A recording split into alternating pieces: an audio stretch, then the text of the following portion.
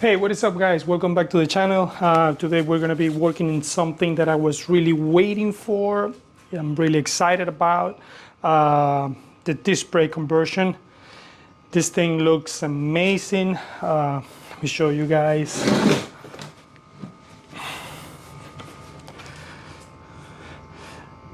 It's beautiful, isn't it? So we're going to be installing this today on the Mustang Project. Basically, the kit came with the rotors, some brackets for the calipers. We have the calipers. I choose red because I like how it looks. But there's an option that you can call them, I guess, and then request like a custom color. For example, if you're going to do the same color as your car, you can make it happen, but I think you need to call them because there's only red and I think gray available for this kit. We got the brake pads. We got the bearings with the castle nuts and the seals for the rotors.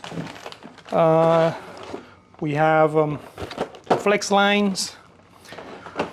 We have the instructions and a ton of stickers. Every box came with a sheet of stickers. That's cool, but that's a lot of stickers. So let's prepare this to go into the car. We're gonna pack the bearings first. I'm gonna show you guys how to do that. Install the rear one on the rotors, install the seal, install the fitting here to connect the flex lines, and we will be jumping on the car. So basically this is what you will find on the bag for the bearing kit. You will have the rear bearings, the front ones, or inner or outer, I don't know, whatever you want to call them. The spindle nuts, the seals for the back of the rotor, the washers, castle nuts, cotter pins, and the cap. So we're gonna pack those bearings with grease, install the rear ones, install the seal, and then install the rotor on the spindle with the rest of the pieces that we got here. So I'm gonna use this STP grease high temp because that's the one that I had handy. We're gonna pack the bearings with the grease. Basically, is we need to fill every spot of the bearing with grease really well. There's a tool that you can get. I mean, it's like a I don't know how to explain it, but you will put the bearing inside and then press it with grease. But you can do it by hand. It's a little bit more work, but if you don't have the tool, that's okay. I did the same with my E250 that I have for work. I had to replace the bearing one time, and it was my first time working with this type of bearings. Because usually, I mean, the newer cars, they come with a different type of bearing.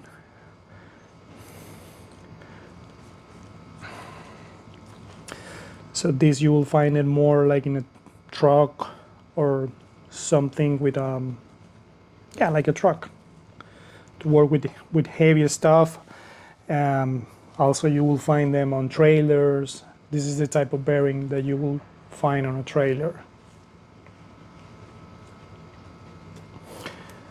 The point of this is try to push all the grease inside, not just the outside.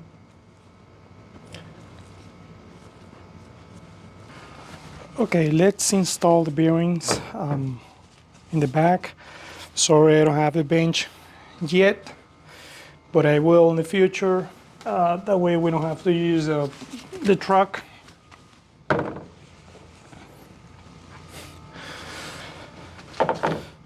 So basically I will place the bearing facing down, the thinner part facing down like that. Try to seat it properly. Okay. and then install the seal.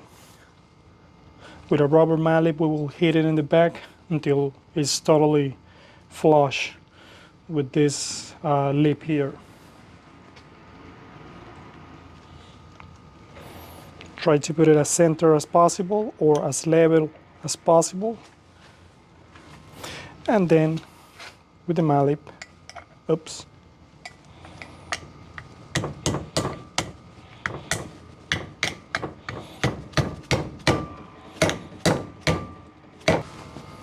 Let's add some grease here just to help.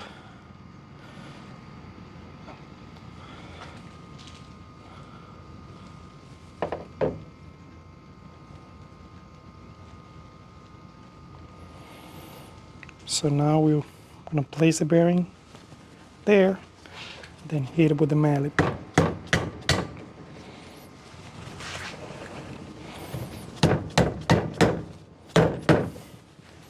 Yeah, now we're good.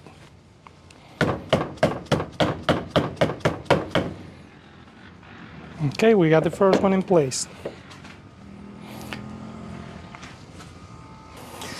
All right, it's time to install the bracket. It comes with different holes because it may be used for different applications. In my case, I got the 4-bolt spindle. There's another type of a spindle that use 3 holes. This one got 4, so that's why you will find like different hole positions. So the kit came with the hardware to install that. Let me show you guys. So there's short bolts and longer bolts. So the short bolts goes here, here, and there because there's nothing behind it. But here we have this arm from the spindle. We have a thickness here, so that's why you have a larger bolt here. So let's prepare the hardware. We're going to use 3 shorter bolts with washers.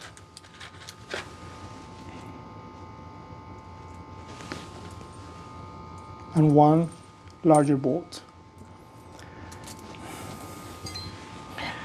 The bracket, this piece right here where the caliper goes, need to face into the car like this, not like that, just like this. And the position is this one.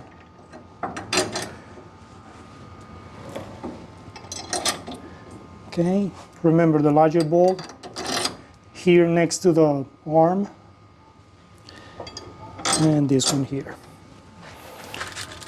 We will have to add some washers in the back as well, following the manufacturer instructions, and then the nut.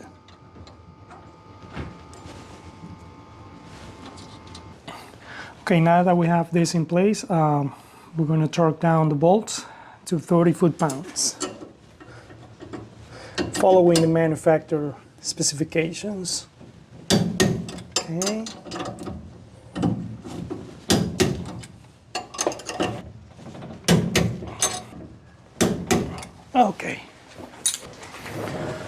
Okay, we are ready to install the rotor. We're gonna add some grease on the spindle.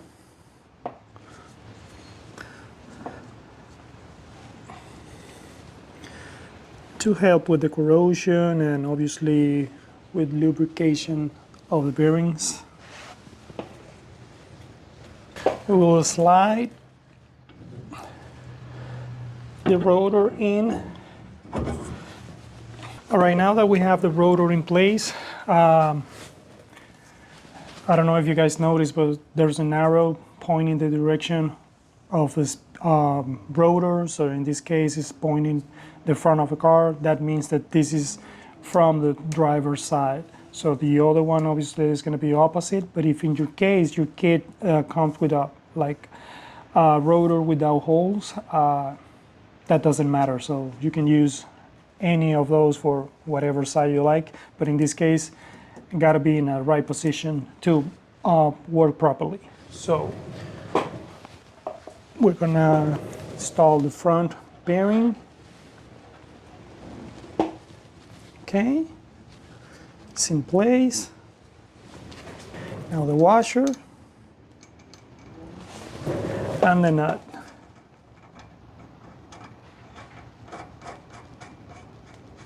So we have to torque down this. There's different ways to do it. Basically, you will tight with your hand to make everything sit properly. So right now there's some resistance. So that means that we are like totally pushed in. So we have to lose it again a little bit. So there's no play and spin freely. So basically we are in the right position. You can repeat that to be sure a couple times. Right now I feel some resistance, so that means it's too tight. We just loosen a little bit. And now it's spinning freely and we have no play at all. So we are in the right position. So now we need to install the castle nut and the cotter pin. So if we cannot align the hole of the castle nut with the cotter pin, just move the castle nut a little bit. Should be aligned properly.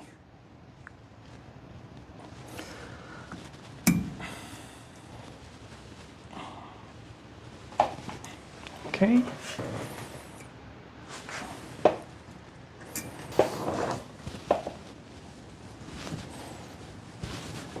Now we have to add the cap.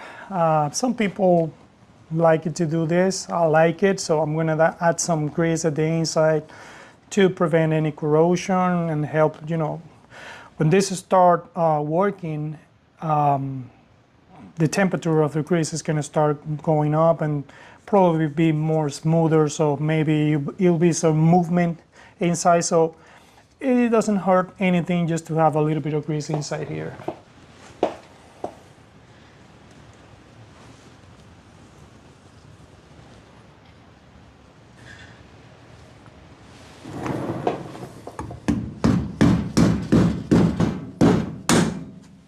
Okay. We got it in place.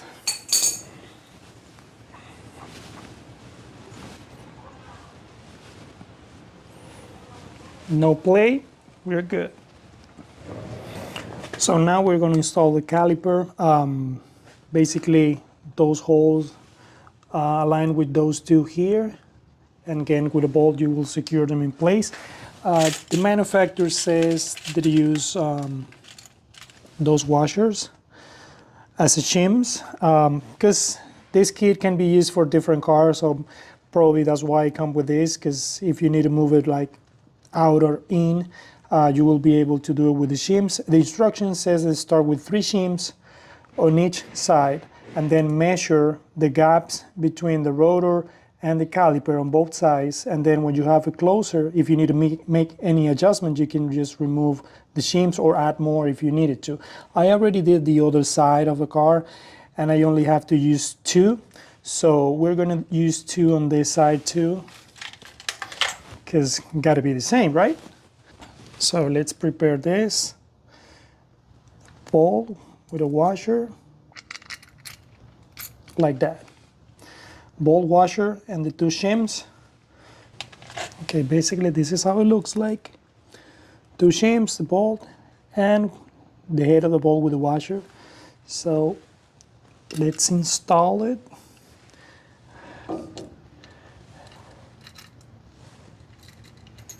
Oops. Let's do one side first and then go to the next one.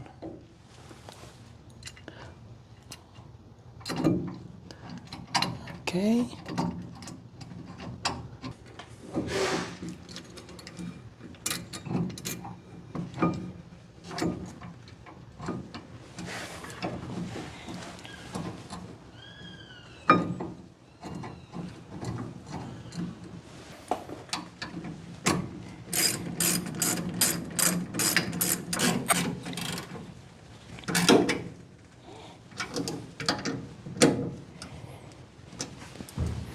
Okay, now that we have the caliper in place, it's not rubbing anything, we're going to measure the distance between the rotor and the caliper on both sides, this gap right here and this gap right here, to make sure that we have equal distance on each side.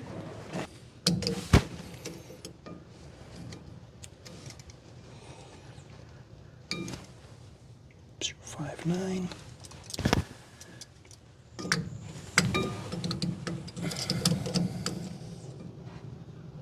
Yep, we got 0.59 on each side, so that means that we have almost the same distance on those gaps, so we are ready to install the pads. There's no left or right or like a proper way to install this, it's just one way. We will just slide the pads in.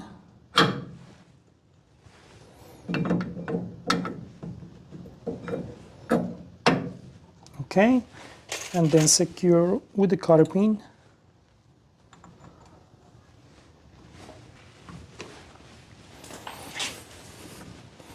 So we're good.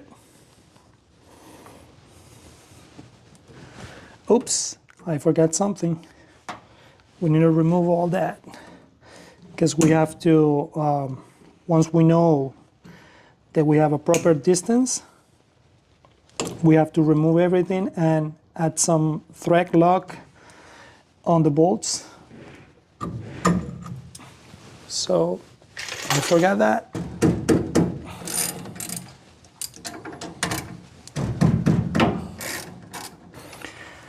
So let's add some thread lock just to be safe.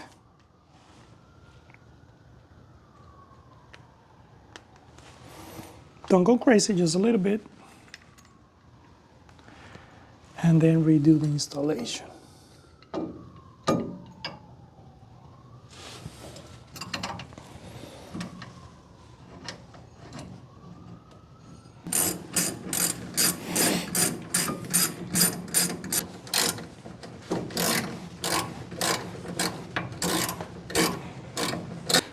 Now we need to torque down those bolts to 40 foot-pounds. Okay. Now we can reinstall the pads and everything back. Sorry about that. Sometimes I get too excited with the parts and, you know, forget something.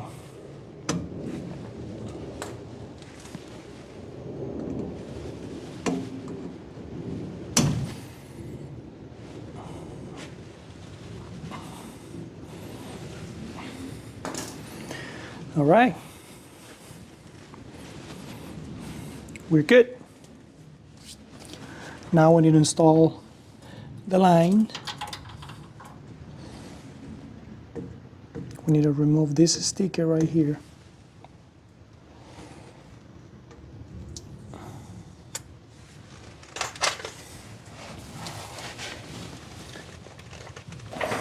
And then install the fitting.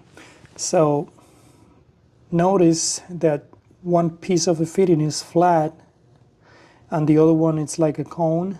So this is the side that is going to the flex line, and this, the flat one, is the one that goes into the caliper. I'm gonna add some sealant around the thread. Make sure that you don't go inside, because we don't want this sealant inside the system, just on the threads.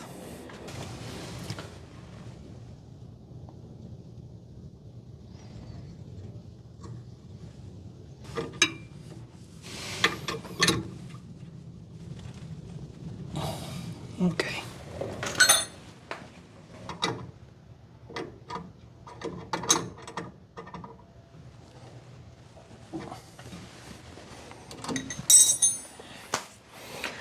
All right, guys, that's pretty much it. This is pretty much it. The process. We have the pads in place. The camera didn't catch the whole process of the flex line, but we use this fitting right here, it came in the kit with this clip, and then attach to the hard line, install the clip, and then connect the flex line to the caliper. So it's an easy process, I will say. A lot of steps, but it's easy. Once you get this done, if you're going to use the brake, obviously you need to clean it with some brake cleaner, because those came with some kind of a coating to prevent any rust. But in my case, I'm not going to do it because they're going to be there for a while before we can drive the car, because it's still a project. Actually, I put some WD-40 on the rotors, just a little bit, to keep them away from rusting. All right, guys, that was it. That was the installation of from conversion disc brakes. Things to point out. Basically, don't forget, like I did on the video, don't forget to put the thread lock once you get everything set it up in place to secure the caliper. If you're getting this kit with the holes on the rotor, remember there's an arrow pointing the direction of the spinning.